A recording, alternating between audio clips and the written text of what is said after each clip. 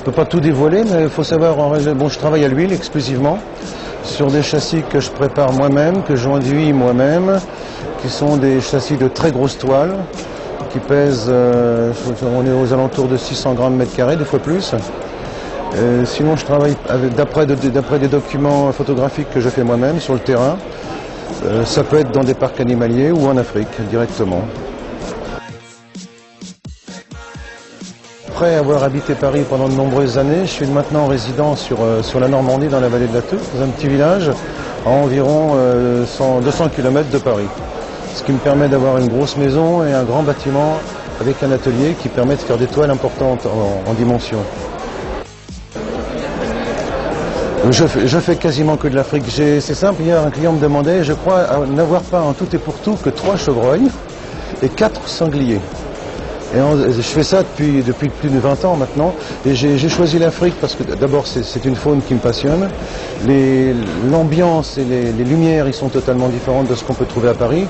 Enfin à Paris, excusez-moi, en France tout au moins. C'est pas la forêt de sapins, c'est pas la forêt de chênes. Donc les lumières sont totalement différentes. La faune y est bien sûr également beaucoup plus riche, beaucoup plus vaste.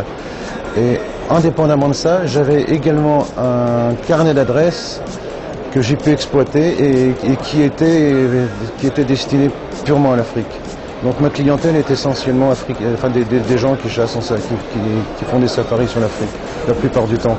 Et en plus de ça, je m'étais dit à l'époque, on était très peu nombreux à peindre de l'Afrique, et je m'étais dit, bon, rajouter un autre artiste pour peindre des chevreuils, peindre des bécasses qui pendouillent par les pattes, c'était pas indispensable, quoi.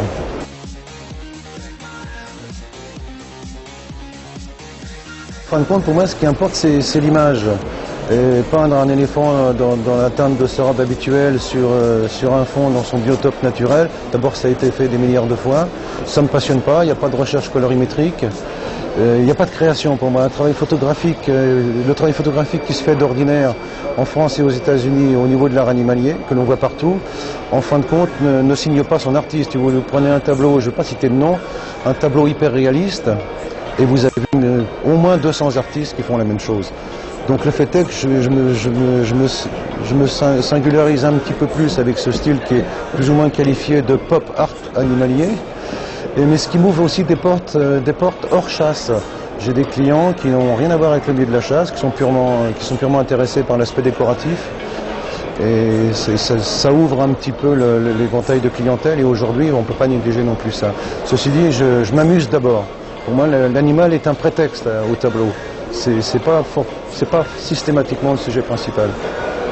Il se trouve principal parce qu'il est inclus dans la toile, mais bon, on peut l'oublier. Si vous prenez l'exemple de cette toile-là, c'est pas flagrant. Au départ, vous voyez un assemblage de couleurs et vous ressentez une impression. C'est ce qui est important pour moi. Par contre, la plupart des chasseurs qui ont une grande pratique, c'est d'ailleurs assez amusant parce que même sur des tableaux comme ça qui peuvent paraître limite abstraits, ces gens-là ont tout de suite une lecture rapide et juste et précise. Et ça c'est très marrant. Il y a des clients qui arrivent à me dire oui mais ça c'est une scène qui se passe à faire. Et souvent ces gens-là ne se trompent pas. C'est très marrant ça. Ça me fait beaucoup plaisir d'ailleurs. Ça prouve que je ne me suis pas trop trompé. C'est le cas d'ailleurs sur le lion qui est derrière là. Et les gens ont j'ai vu il y a 4-5 clients habitués de safari qui m'ont tout de suite décrit la scène et qui se sont vraiment pas trompés. Pourtant, on pourrait, c'est pas évident comme ça. Même chose pour les éléphants qui sont derrière. Moi, je pense avoir un petit peu résumé ma motivation et mes couleurs. À une époque, on m'avait qualifié un petit peu de fumeur de moquette. Bon, ça ne m'avait pas vexé du tout.